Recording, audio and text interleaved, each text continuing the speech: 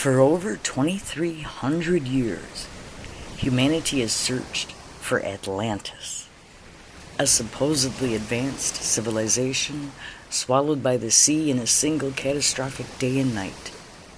Explorers, mystics, archaeologists, conspiracy theorists, and dreamers have all asked the same question. Was Atlantis real? Or is it the greatest story ever told?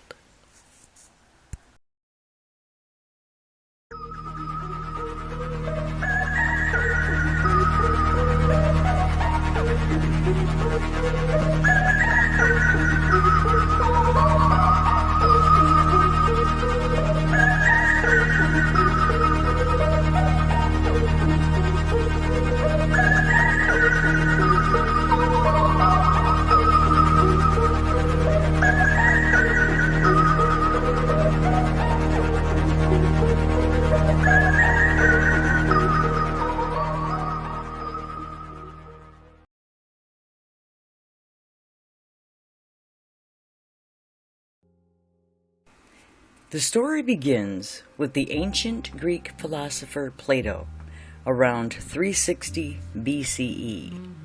In his dialogues, Timaeus and Critias, Plato described a powerful island nation that existed beyond the Pillars of Hercules, known today as the Strait of Gibraltar. According to Plato, Atlantis possessed massive concentric rings of land and water, incredible wealth and technology, powerful armies and navies, and magnificent temples covered in precious metals. And then, after becoming corrupt and arrogant, Atlantis was destroyed by earthquakes and floods, disappearing beneath the sea forever. That is the entire original source. There are no earlier written records of Atlantis.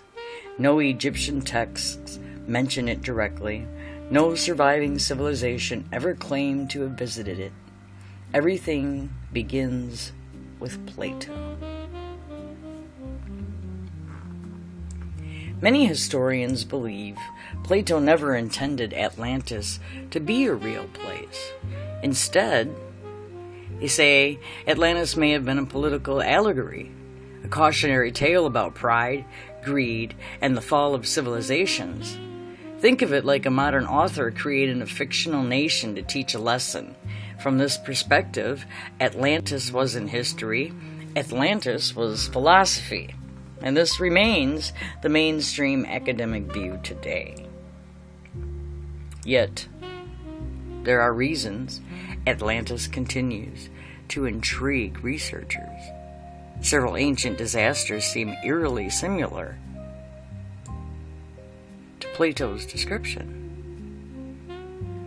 Many scholars point toward the ancient civilization of Minoan civilization of the island of Crete, around 1600 BCE. The volcanic island of Santorini experienced one of the largest eruptions in recorded human history.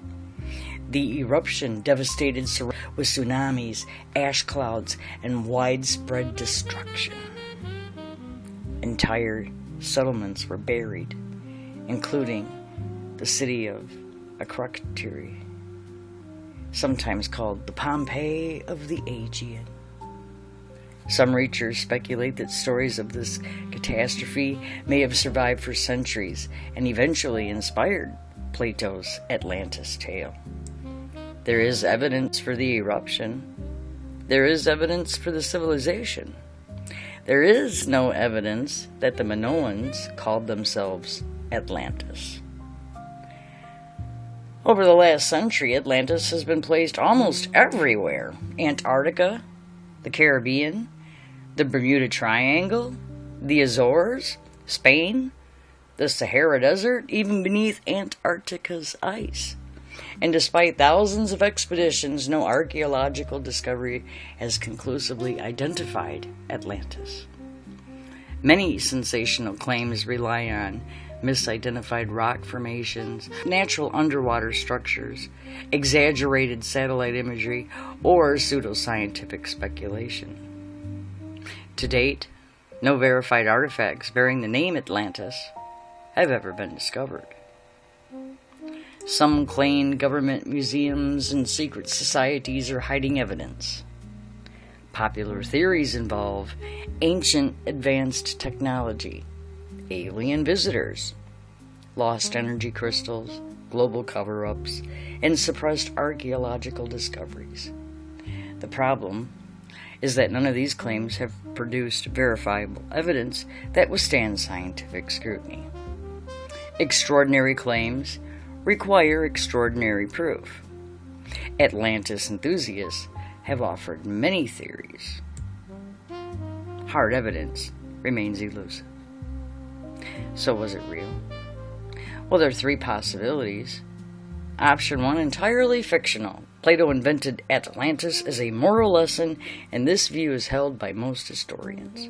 Option 2, inspired by real events. Plato based Atlantis on memories of real disasters, such as the destruction of the Minoan civilization. Many researchers consider this the most plausible middle ground. Option 3, a lost civilization awaiting discovery. Atlantis existed exactly as described and has simply not yet been found. This remains possible in theory, but currently lacks the supporting evidence. Whether Atlantis existed or not, the legend endures because it touches something deep within human nature. We want to believe there was a forgotten golden age, a civilization wiser than our own, perhaps a secret chapter of history waiting to be uncovered beneath the waves. Perhaps Atlantis is not a place at all. Perhaps it's a mirror reflecting our fascination with lost knowledge, vanished worlds, and mysteries that refuse to stay buried. And until someone uncovers undeniable evidence from the ocean floor, Atlantis will remain exactly where it has always lived, somewhere between history and legend. Okay, but recently there are claims. The Azores are one of the most interesting Atlantis candidates if there was to ever be one, and unlike many Atlantis theories, there is at least a geographic reason why people connect them to Plato's story. The Azores sit in the middle of the Atlantic Ocean, only 900 miles west of Portugal, and several points make Atlantis enthusiasts take notice because the location fits, sort of. Plato said Atlantis existed beyond the Pillars of Hercules, Strait of Gibraltar, and the Azores are indeed beyond Gibraltar and out in the Atlantic. This immediately makes them more plausible location than theories placing Atlantis in Antarctica or the Caribbean. The islands are volcanic peaks rising from the seafloor along the mid-Atlantic ridge. And this has led some researchers to speculate that larger land masses may have once existed in the region before sinking. Some Atlantis proponents point to medieval maps showing mysterious Atlantic islands that seemed larger than the Azores are today. Others claim underwater plateaus near the islands could be remnants of a lost civilization. But there's a problem with the theory, and here's where the evidence runs into trouble. Modern geology tells us continents don't simply sink thousands of feet into the ocean over a few thousand years. The seafloor around the Azores have been extensively studied. And while volcanic activity has raised and lowered portions of the islands, there's no evidence of a continent-sized landmass suddenly disappearing beneath the Atlantic. If Atlantis was the enormous empire described by Plato, geologists would expect to find substantial evidence, and so far they just haven't. Several times over the years, headlines have claimed giant pyramids near the Azores, underwater roads, sunken temples, artificial stone formations. When scientists do investigate these claims, they usually turn out to be volcanic formations, basalt columns, sonar artifacts, misinterpreted imagery. This happens often in Atlantis research. Natural geology can look surprisingly artificial. Some researchers propose a middle ground theory. Perhaps Plato wasn't describing a continent at all. Maybe Atlantis was a powerful maritime culture, a chain of islands, a trading civilization, a memory of several ancient Atlantic cultures combined into one story. Under that interpretation, the Azores become way more interesting, don't they? Not because they were a lost continent, but because they may have preserved fragments of stories about ancient seafarers and vanished lands.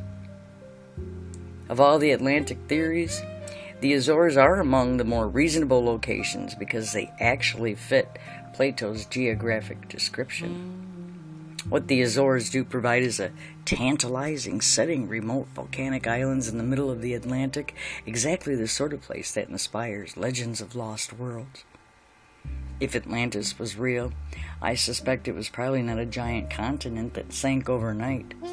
The strongest historical candidate remains the destruction of the Minoan civilization around Santorini. But if you're looking for a location that feels like Atlantis should be there, the Azores are near the top of the list. The southern Spain theory is particularly fascinating because recent discoveries of ancient settlements and tsunami destruction have caused some researchers to revisit Plato's descriptions. That rabbit hole gets very interesting. What do you believe? As always, I thank you for watching.